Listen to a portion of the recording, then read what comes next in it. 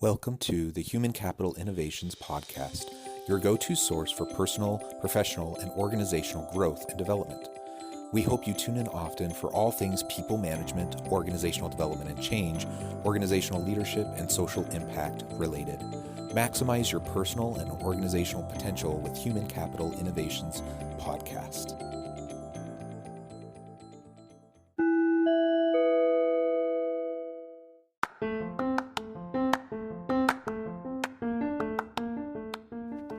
Welcome to the Human Capital Innovations Podcast. In this HCI podcast episode, I talk with Darrian and Mikell about work-life integration and growing a remote-first company.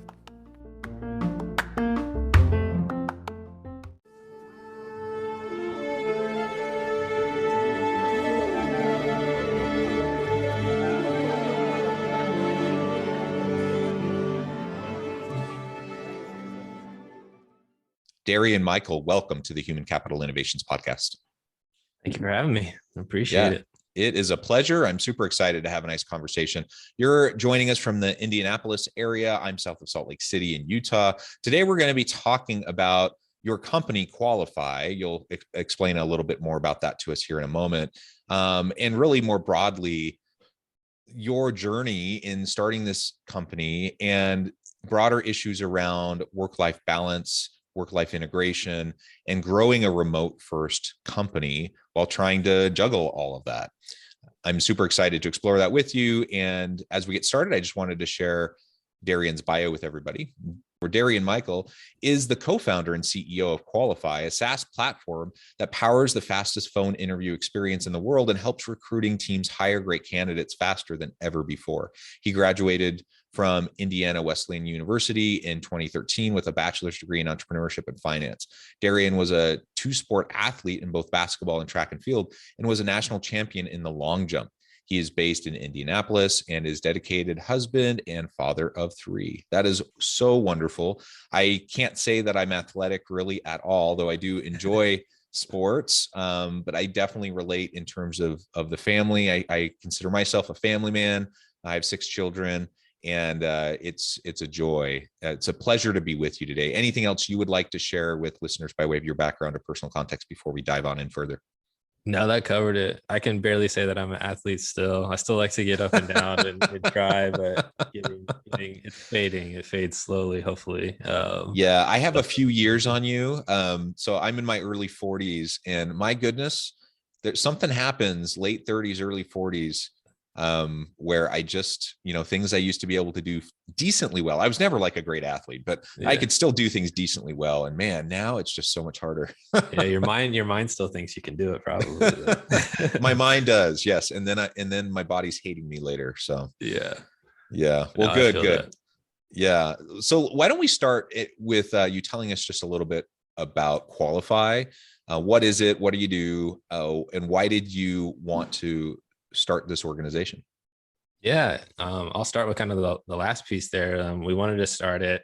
I have 3 other co-founders, and the first co-founder is actually my brother. So he and I resonated on this pain point that we were both experienced when we were leading recruiting at our respective organizations. And we just found it to be, when we found recruiting overall to be really difficult, it's a bigger workload than a lot of people realize. And we saw this unique problem specifically in the realm of the phone interview, where it was really repetitive, still took up a lot of time, even though it's supposed to be a relatively short conversation, and you're doing it with a multitude of candidates. And so that's what we solve for now at Qualify. We give recruiters the tools and the ability to pre-record audio-based questions.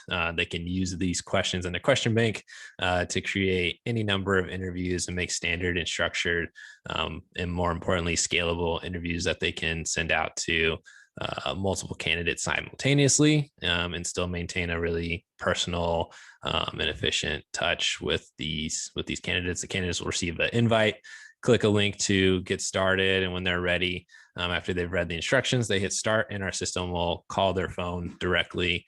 They can pick up and answer those questions, hear the recruiter's voice and respond. And then obviously we record that information and bring it back to the recruiter at a much faster timeline. And so Yeah, it's been working really well with a lot of our, recruiting teams that we work with. And to go from an idea to where we're at now, seeing the value that it provides has been really, really special to me. Yeah. Yeah, that's really cool. And I've seen other types of platforms, either with video or with Hmm. a voice call, where essentially you get a link, you click on it, and then you just go and there's a prompt and you respond. Yeah. One of the things I like about your platform and what you're doing is that you actually have the recruiter's voice Yeah. asking the questions. It's not as so it's not as cold, it's not as impersonal or stale Yeah. as some of these others I've seen tend to Yeah. be.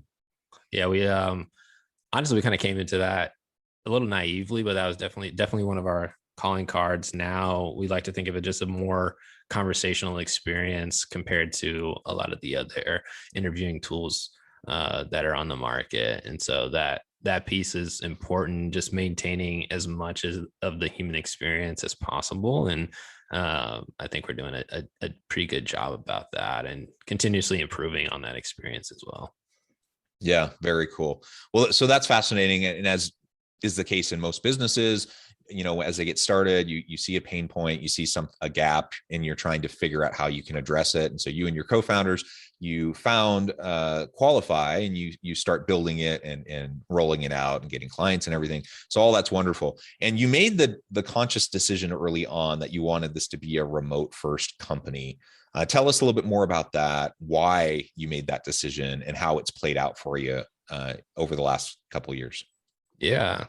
To be honest, when we first got started, I think it was a little bit up in the air in terms of whether or not we would be remote or, establish an office. I wouldn't say it's a debate within the founder ranks, but some people just like to be around other people a little bit more often than others. And so I'd still think that there's room for, some sort of blend or just figuring out how to be, again, maintaining the human touch as much as possible, even as we build the company. But early on for us, it was kind of natural as a founder group. I mentioned there's, 4 total founders. And by nature of us all having kind of full-time jobs when we first started Qualify, we were doing this in the evening hours and doing it remotely, just in our off time. And so it was kind of a natural rhythm for us. But then more strategically, as we were bringing on funding and starting to hire, we just thought, one, it was a little bit more cost effective as opposed to like really setting, buying actual real estate or setting up or leasing an office. And then even more importantly, the talent that we could get by, broadening our scope to honestly a global level. We have folks in different parts of the country, and then we have contractors in different parts of the world. And so it just broadened our ability to, hire great people. And I think we will ultimately be better because of that.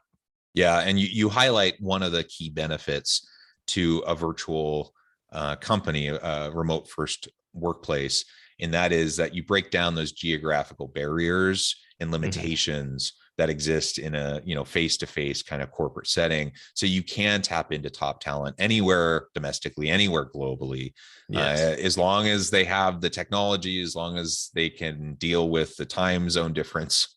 Then Yeah. really it opens it up to anybody, and that's an amazing thing. Now it's not like you're in an area that doesn't have plenty of good talent. You're in a robust metropolitan area with a really strong labor force, so you have lots of Yeah. people to choose from. But when you're looking for particular specific types of roles, and particularly in technology and STEM related fields, it's a challenge. And so Yeah. having more opportunity and casting a 100%. wider net just has so many benefits. Yeah, 100%. And yeah, there's like, I haven't done like a deep dive study on the breakdowns in terms of pockets of strength in our local, workforce. Like if we're hiring certain roles, is there, a really deep bench of labor there. But yeah, just like you said, broadening it, especially for a startup, like timing is everything. And generally speaking, in a startup, when you need things, you kind of need them fast and immediately. And so whereas you could, wait a little bit longer and maybe find some folks locally, if you broaden that scope, at least we found that we can make hiring decisions a lot faster, find a more volume of candidates to be able to compare and make those decisions. And so, and then the other big piece for us too, being really intentional about having a diverse, workforce, and I think opening it up geographically can help with that as well. Yeah. And I'm also curious, we're in the middle of what's been called the Great Resignation.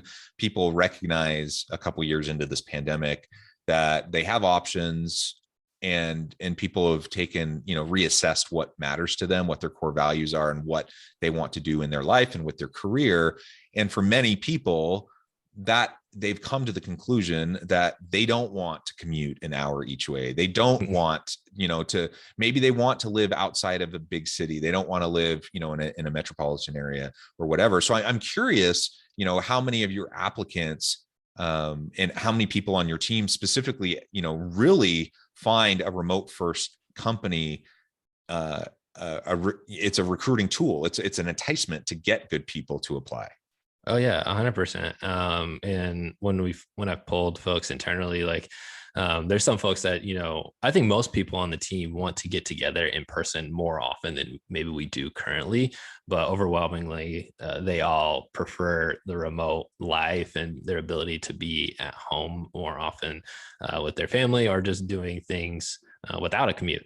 And me personally, I mentioned, when you asked about the decision to go remote, and how at first it was not necessarily a certain path that we were going on, but the pandemic kind of, in some ways, like forced us to do that. Obviously, like forced your hand, didn't it? Yeah. Because before, I was personally going to a co-working space. I used to be of the mindset, I have the family at home, and I personally before would get easily distracted and want to like take more breaks and go hang out with them or do other stuff.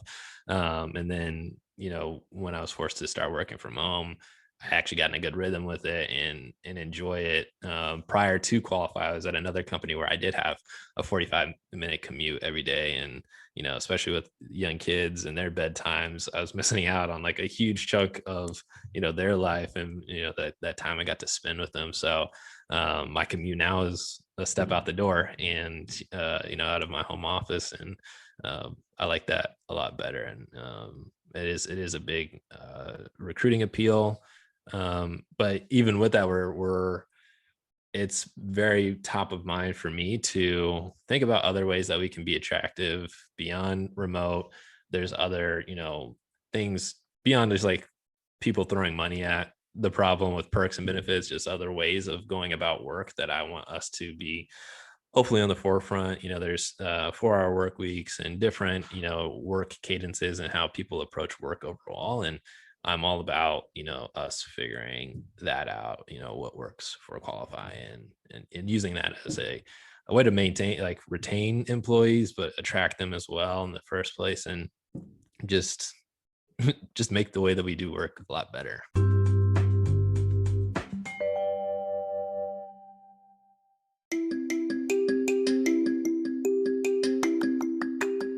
I'm excited to announce the publication of my new book from HCI Press, Bluer Than Indigo Leadership: The Journey of Becoming a Truly Remarkable Leader.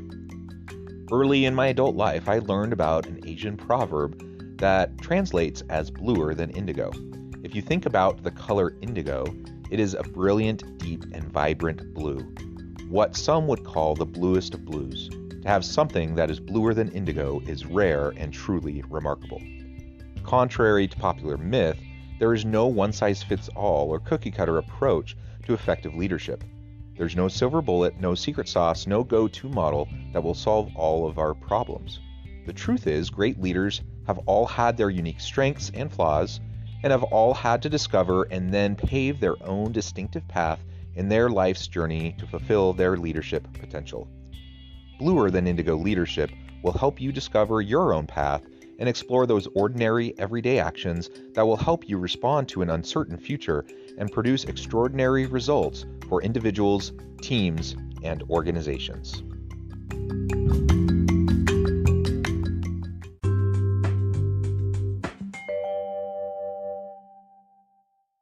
Yeah. The design of work matters more now than it ever has. I'm Yeah. convinced. And people want flexibility. That's the bottom line. Whether it's in person, whether it's remote, or some sort of hybrid arrangement, whether it's a 4-day work week or a traditional 5-day, just the flexibility for people to put in their hours when they're able, and to take time away. Like, you need to go pick up the kids from school, or you want to go to this game, or you want to help them with their homework, so you can adjust your schedule accordingly. Those types of things, that makes a big difference for a lot of people. And again, after a couple of years of this pandemic and people taking stock on their life and figuring out what matters most to them, many people have just come to the realization that devoting themselves to the company while sacrificing their family is not a trade-off they're willing to make anymore, right? And so this brings us into really where I want to take the rest of the conversation, and that is the work-life integration. Some people term it work-life balance, work-life integration. There's all these different ways to say it, and people have their preferences. Ultimately, though, the same germ of an idea is there, that when we're talking about work-life integration, we have this realization that people have complex lives, and it's not, I can't just turn off my personal life and then go to the office and spend 10, 12, whatever hours a day. And, to have the expectation that I can just ignore all the stuff that's happening at home and not even think about it. And if I had a really bad day, or say I had an argument with my spouse, or I had a tough conversation with my child, or someone's sick, or whatever, like all these things, they bleed over into each other. And if you have a hard day at work, you come home, and that can bleed into your relationships with your family. And so it's not about, siloing. Switch. There's no on-off switch. You can't just silo it, and it bleeds back and forth. And so thinking about healthy ways to have that integration while maintaining some level of balance between the different, key aspects of your life is really important. And so for me as an individual and as an employee, I need to recognize that in myself, and I need to set up, healthy boundaries, and I need to do those things. But as a co-founder and as a leader within your organization, and any leader in an organization, you have to think about that for your people as well. How do you help the whole individual, bring their whole authentic self to work? And sometimes that means it's the good, the bad, and the ugly. It's not always roses. And sometimes we have to be there to support people, even related to stuff that has nothing to do with the job. How have you approached that at Qualify in terms of supporting that work-life balance, that work-life integration in a healthy way? Yeah, I think one of the first steps is just acknowledging it.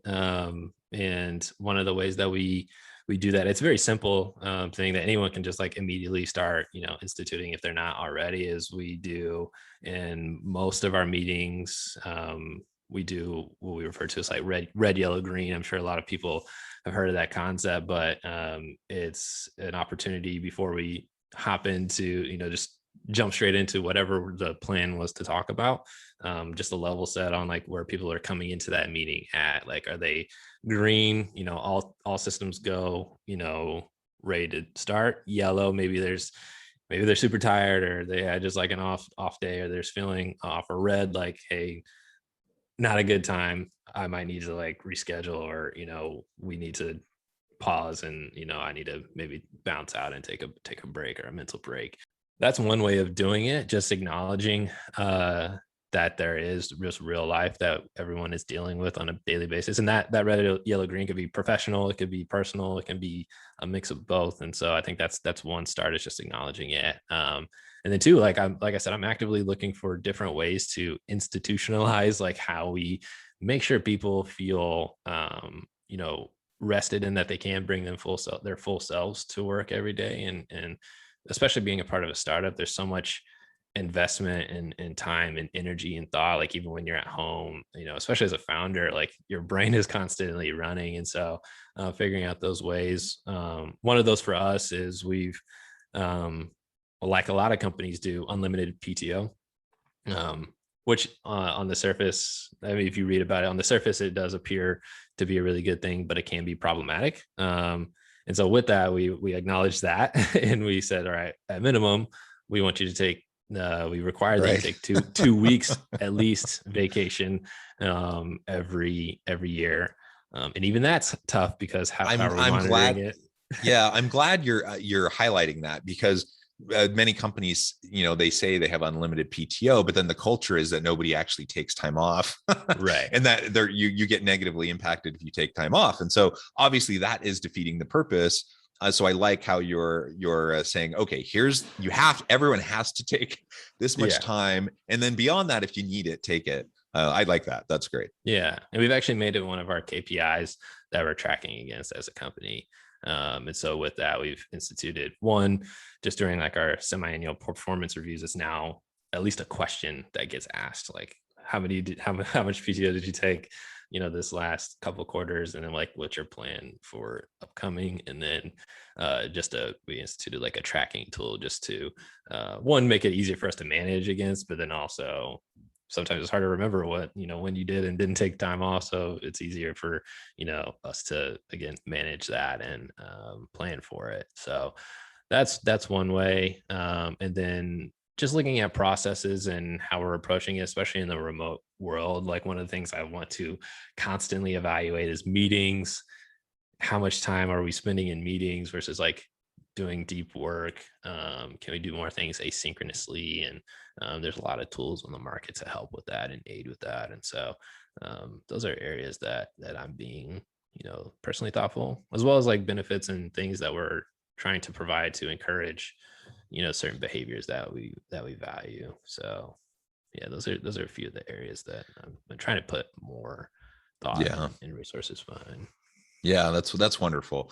And as you think, anyone listening, you're thinking about your total compensation, both the salary, the benefits, the perks, all of those kind of more intangible cultural elements. All of that gets lumped together into what we call the total compensation package, and that's what we're using to recruit and retain really great talent.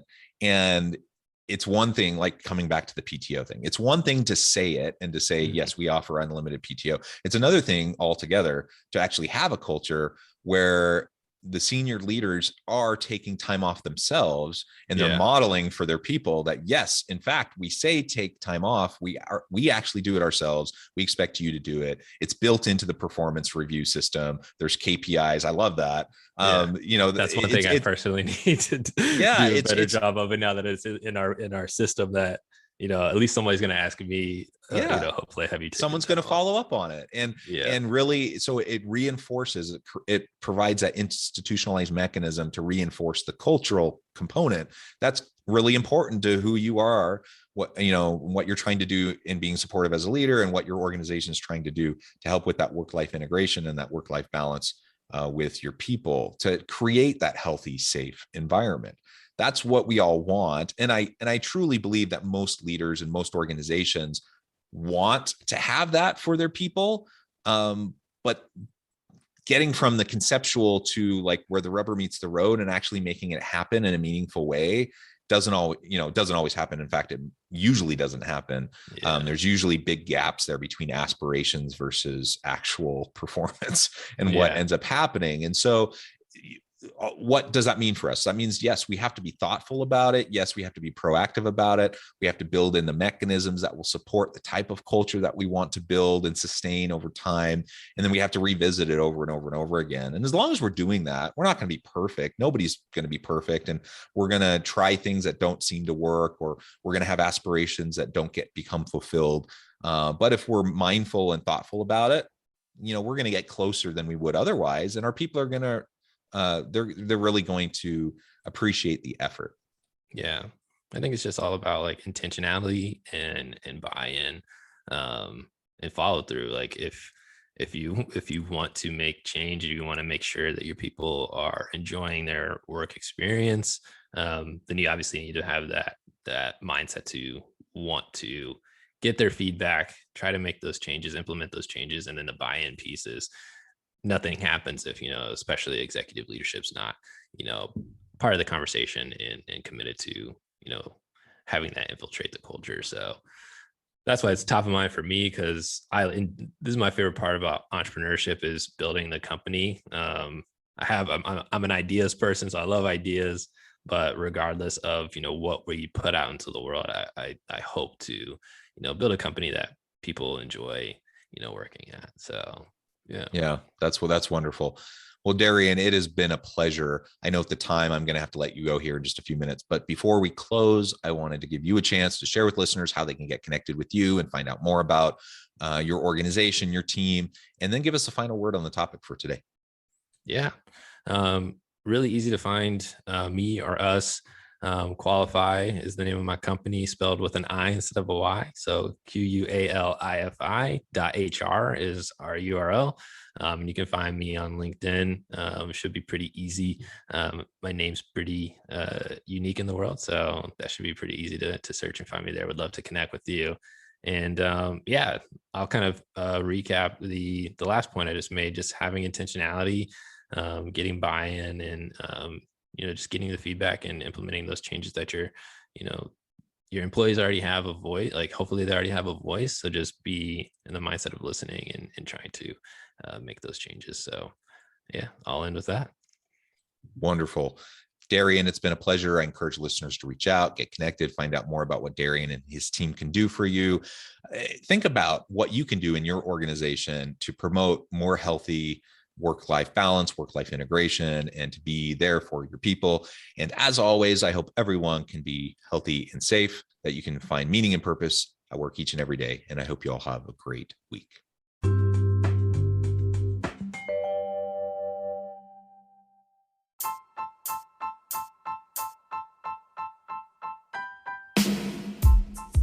The alchemy of truly remarkable leadership. Ordinary, everyday actions that produce extraordinary results. Consider how the nature of work has shifted over the past 50 years. With increased globalization, rapid technological advancement, and the shift in economic composition, the average job of today looks very different than the average job of 50 years ago. What will the jobs and organizations of tomorrow look like? Moreover, what does this all mean for organizational leaders?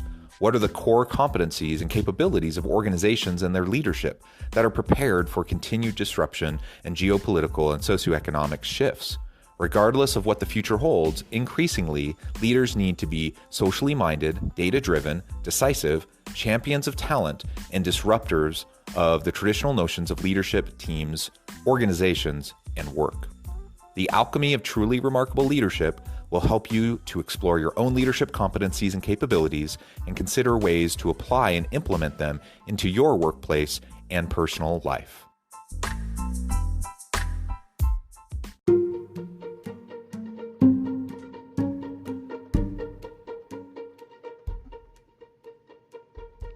Check out Human Capital Innovations magazine, Human Capital Leadership. Human Capital Leadership is a free, interactive e-magazine with the mission to help individuals, leaders, and organizations find innovative approaches to maximize their human capital potential. We publish issues quarterly in August, November, February, and May. Take a look at the latest issue and let us know what you think.